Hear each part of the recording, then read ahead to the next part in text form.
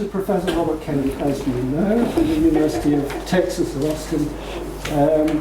And we have the nitty-gritty from Bob, and we're going to get to the heart of the matter. Well, no, Bob's was very good. The title of his talk is, Can the Traditional Incompatibilist or Libertarian Free Will be made consistent with modern science? Steps towards a positive answer. Right. Much of what I've done over the years has been in interaction with people like Al Mealy, and then in more recent years with Bob anyway, so this is almost a kind of collective enterprise. As my paper notes, I've been dealing with free will issues since the 1960s, and since mid-century, the landscape of the free will debate was a lot simpler than it is today. The assumption was that if you had scientific leanings, you would naturally be a compatibilist about free will, believing it to be compatible with determinism. That was back then. That's if you did not deny free will altogether. And if you were a libertarian about free will, held a traditional view according to which it was incompatible with determinism, you must inevitably, the idea was, appeal to some obscure or mysterious forms of agency to make sense of it, to uncaused causes, immaterial minds, noumenal selves, non-event agent causes, prime movers, unmoved, and other examples of what P.F. Strawson back then called the panicky metaphysics of traditional defenders of free will. And he had in mind from the ancients to the medievals to Descartes to Kant and others who had appealed to various of these things. And such a traditional free will was widely thought in modernity to be outdated and obscure and unfitted to modern scientific images of humans and the cosmos. I quote Nietzsche on this about the causa sui being the ultimate self-contradiction ever invented by humans. I set out at the beginning of in the middle of the 60s to try to move beyond this stalemate by asking whether a traditional libertarian or incompatibilist free will could be reconciled with science without appealing to any of these mysterious agencies that have been used in the tradition. It was a lonely project at that time. Many people thought it was hopeless and told me not even to try. I wouldn't get tenure and all that sort of thing. It turned out to be a lot harder than I thought, and has been going on for 40 years, because it required rethinking the whole problem from the ground up, the history of it and everything else. First, rethinking the question of why people believed that free will was incompatible with determinism to begin with. There's a lot of debate on this and a lot of discussion of it, but briefly summarized, I came to put the emphasis on something a little different than people were discussing at that time, and namely on a condition that was neglected in modern times, but what I argued fueled intuitions about incompatibilism for centuries. I call it the condition of ultimate responsibility, or UR. The basic idea is that to be ultimately responsible for an action, an agent must be responsible for anything that's a sufficient reason, cause, or motive for the actions occurring. Compare Aristotle's claim that if a man is responsible for wicked acts that determinately flow from his character and motives, he must at some time in the past have been responsible by past choices or actions for forming the wicked character and motives from which this act flows. This is no esoteric principle. It's woven into the very fabric of our ordinary thinking about responsibility in moral and legal contexts. If a drunk driver could not have avoided hitting and killing a pedestrian because of his drunken condition and the conditions of the road, he's not thereby exonerated from responsibility. We have to ask whether he is in any way responsible for being in the drunken condition he is in by his prior actions of drinking and choosing to drive. This basic line of reasoning identified by Aristotle, and which is the basis for the condition of ultimate responsibility, lies behind our everyday judgments about responsibility. In fact, I find it to be absolutely fundamental and essential. The condition of UR, this condition, has numerous implications for free will. For example, it doesn't require that we could have done otherwise for every act done of our own free wills, as we often use that expression. But it does require that we could have done otherwise with respect to some acts in our past life histories by which we formed our present characters. I call these self-forming actions, or SFAs. Bob has mentioned them.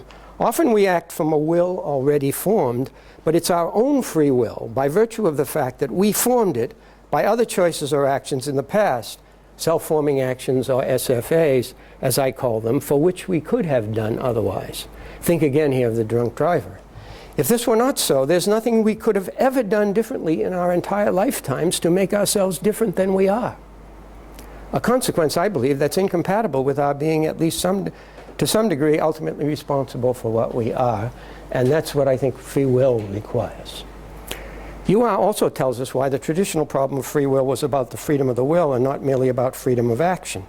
The modern era since the 17th century, as I note, has tried to obscure the difference, thereby oversimplifying the problem. The medievals had a better idea on this one, and here I kind of take issue with John Locke on this. Free will, as traditionally understood, was something deeper than freedom of action. It was about self-formation, or how we got to be the kinds of persons we are.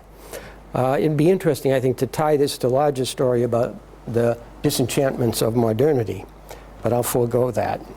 And finally, UR tells us why free will has traditionally been thought to be incompatible with determinism. If agents have to be responsible to some degree for anything such as their prior formed character and motives, that's a sufficient cause or motive for their actions, an impossible infinite regress of past actions would be required, unless some actions in an agent's life history, self-forming actions, did not have either sufficient causes or motives, and hence were undetermined. This rethinking of the traditional problem in terms of UR doesn't make the free will problem any easier. In fact, it makes it a heck of a lot harder. How can actions lacking both sufficient causes and motives be free and responsible actions? And how, if at all, could such actions exist in the natural order without reducing to either chance or luck? Now, as Bob Doyle notes in his instructive and insightful presentation of the recent history of these debates, I believed early on that quantum theory must have something to do with the solution to these problems, but it was really difficult to say what. For most scientists and philosophers had scoffed at suggestions by Compton and Eddington and other people that Bob mentioned, that quantum theory made room for free will. That was too simple. If a choice were to occur as a result of some undetermined quantum events in the brain, the skeptics argued, how could that amount to a free and responsible choice? In fact, the consensus view was that indeterminism in the brain would not enhance freedom and responsibility, but diminish it.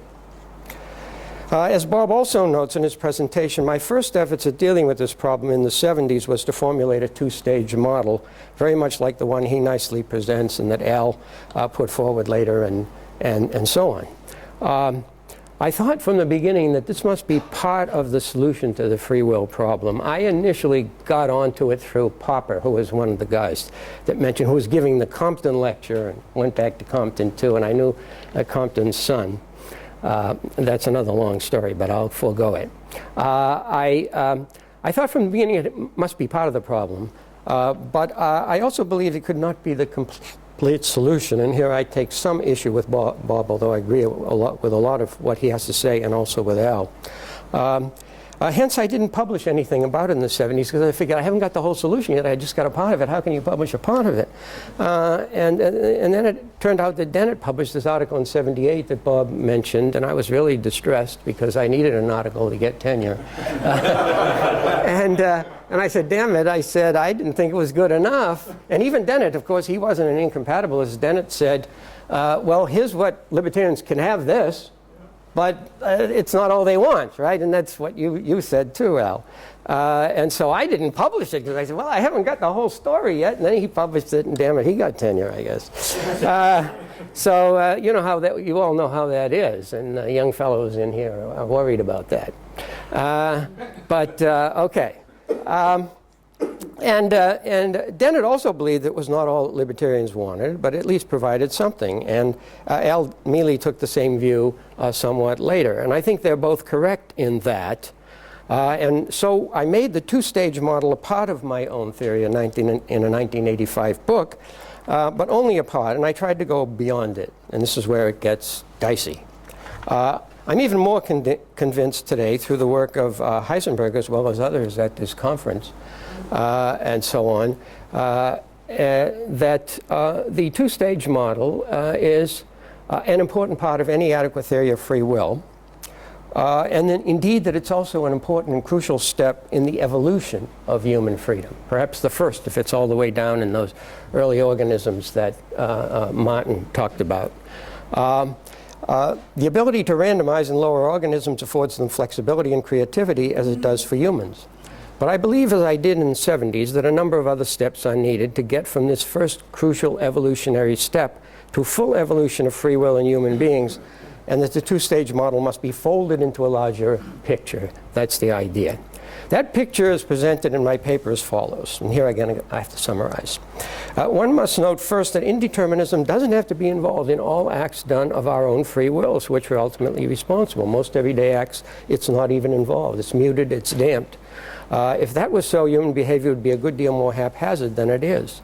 Not all acts of free will have to be undetermined, but only those by which we made ourselves into the kinds of persons we are, namely those self-forming actions I talked about. Now, I believe these undetermined self-forming actions occur at those difficult times in life when we're torn between competing visions of what we should do or become. Perhaps we're torn between doing the moral thing or acting from ambition, or between powerful present desires and long-term goals, or we're faced with difficult tasks for which we have aversion. I think these are very common. They happen every day, as a matter of fact. Just getting up in the morning, this morning, for example, after 4 hours of sleep is a good example. In all such cases, we're faced with competing motivations and have to make an effort to overcome temptation to do something else we also strongly want. There's tension and uncertainty in our minds about what to do at such times, I suggest, that opens a window to the influence of background indeterministic neural noise. And again, I don't say one quantum event. No, background noise, I think, is what we need indeed, just as Bob suggested, which is normally muted or damped when we act from settled motives and character. The uncertainty and inner tension we feel at such soul-searching moments of self-formation would then be reflected in the indeterminacy of our neural processes themselves. When we decide under such conditions, the outcome will not be determined because of the preceding indeterminacy. And yet it can be willed and hence rational and voluntary either way, owing to the fact that in such self-formation, the agent's prior wills are divided by conflicting motives. I give the example here of a businesswoman conflicted about helping an assault victim in an alley and going on to an important meeting. An inner struggle ensues between her conscience and her career ambitions. If either choice is made, it will be the result of an effort to overcome the strong temptation to make the other choice. When we, like the woman, decide in such circumstances, and the indeterminate efforts we're making become determinate choices, we would make one set of competing reasons or motives prevail over the others then and there by deciding. In such cases, as I show, indeterminism would function as an obstacle to success without precluding responsibility. I offer other examples to show this. For example, of trying to solve a mathematical problem with some indeterminacy in one's neural processing. Other examples of the assassin and the husband illustrate the same point. The assassin may miss the prime minister if he aims with a high-powered rifle from a distance, and the husband failed to break the table when he's arguing with his wife and gets really angry and swings his arm down upon it. He may not break the table as well because there are perhaps some undetermined quantum events going on in his arm swing, making the momentum of his swing indeterminate, and so on. And the assassin may be a little shaking, and so on. So the assassin may miss and the husband fail to break the table because of some undetermined events. Yet if they succeed, they can be held responsible because they intentionally and voluntarily succeeded in doing what they were trying to do, even though it was undetermined what they did. It would be a poor excuse for the husband to say, I use this poor excuse for the husband to say to his wife, I didn't do it, chance did it. But even though it was a matter of chance that it happened, literally a matter of chance that it happened, and it's a terrible excuse to say chance did it and I didn't. And that's a very important. What have I done here? I have enfolded the indeterminate, and this is my basic problem with the two-stage model. He's got free and then will. You've got to enfold the two of them together into one thing. That's what I'm trying to do, and it took me a long time to figure out how to try to do that. But that's basically the idea. Now where am I here? Okay, so he's poor excuse for his wife, and that's a little personal history actually. Okay. A further step has to be taken for a full account of free will, however, a step that was not available to the ancients and made free will seem to them very mysterious. And that's to appeal, in my view, to parallel processing in the brain.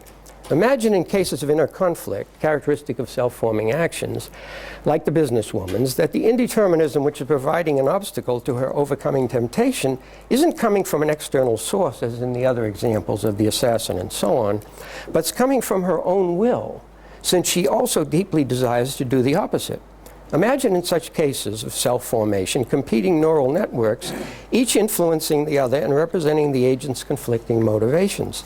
The input of one of these networks consisting in the woman's reasons for acting morally and stopping to help the victim, the input of the other, her ambitious motives for going on to her meeting. The indeterministic noise, which is an obstacle to her making one of the choices, would be coming from her desire to make the other and vice versa. The indeterminism thus arising from a tension creating conflict in the will, which is characteristic of self-formation. In such circumstances, when either of these pathways reaches an activation threshold, which amounts to choice, it would be like solving a cognitive task through effort by overcoming the background noise produced by the other. I argue in the paper, and have shown at greater length in my 1996 book, that in such conditions, the choices, whichever one is made, would not be inadvertent or accidental, or capricious or merely random, because they would be willed by the agents either way when they are made, and done for reasons either way, reasons the agents then and there endorse. I also argue at some length in the book that these conditions taken together rule out each of the reasons we have for saying that agents do not have control over their actions and are consequently not responsible for them. Reasons such as compulsion, coercion, constraint, inadvertence, accident, control by others, and so on. Okay. Does it make sense to talk about agents simultaneously engaging in multiple cognitive tasks in this manner? Well, much current scientific evidence points to the fact that the brain engages in such parallel processing in cognitive tasks like perception and recognition. If this takes place on the input side of the cognitive ledger in perception and recognition, I suggest, it may take place on the output side as well in practical reasoning and deliberation. Such a capacity, I believe, is essential to the exercise of free will. In cases of self-formation, agents are simultaneously trying to resolve plural and competing cognitive tasks. They are, as we say, of two minds. And you can feel this when you are debating a difficult issue.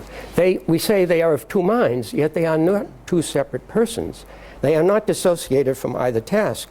The businesswoman who wants to go back to help the victim is the same ambitious woman who wants to go to her meeting. She's torn inside by different visions of who she is and what she wants to be, as we all are from time to time. But this is just the kind of complexity needed for genuine self-formation and free will. And when she succeeds in doing one of the things she's endeavoring to do, she will endorse that as her resolution of the conflict in her will, voluntarily and intentionally, not by accident or mistake. Note that these reflections give us the beginning of an answer to the further question asked earlier about how one might get from the randomly generated action that Heisenberg postulates as characteristic of many living things to what philosophers have traditionally called the freedom of the will in more complex beings like us. Such randomly generated action in living things would provide an evolutionary template for the development of free will. But what one would have to add to it are other rational and reflective capacities to imagine different possible ways of acting. Bob mentioned some of these different ways of acting, and also different internal perspectives of visions of who one might be. That is, to imagine, as I put it earlier, creatures like ourselves who could be from time to time figuratively of two minds without being two separate persons. Being such creatures would require more than mere intelligent behavior and acting in pursuit of values. It would in addition require capacities for higher order evaluation and reflection, and the distinct possibility of different internal goals. In the latter part of the paper, I respond to a series of objections to this view, and I obviously can't go over them all. One of them is that if something happens merely as a matter of luck, it could not therefore be something in your control and your action. I try to answer that as best I can. It's been a standing objection to my view. And another objection is that we are not introspectively aware of performing multiple cognitive tasks in such choice situations. And I'm not claiming that we are, Well, what persons are introspectively conscious of when making self-forming actions is that they are trying to decide about which of several options to choose, and either choice is a difficult one because there are resistant motives pulling them in different directions that will have to be overcome whichever choice is made. In such introspective conditions, I'm theorizing that what's actually going on underneath is a kind of parallel processing in the brain that involves separate endeavorings to resolve competing cognitive tasks. The larger point here is that introspective evidence cannot give us the whole story about free will. If we stay on the surface, things are likely to appear obscure or mysterious. Something comes out, as free will has so often appeared down through the centuries. What's needed is a theory about what might be going on behind the scenes when we exercise free will, not merely a description of what we immediately experience. And in this regard, new scientific ideas can be a help.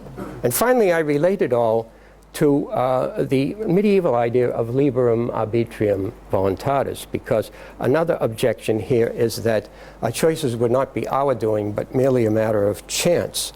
And it would seem be arbitrary. This is a very strong objection. It's been made by Al Mealy, among others, under the guise of the luck objection, namely that such choices would be arbitrary. Since agents can't, in principle, have sufficient or conclusive prior reasons for making one choice rather than the other. I argue that this is not a defect, but an essential feature of free will, and I'm almost done.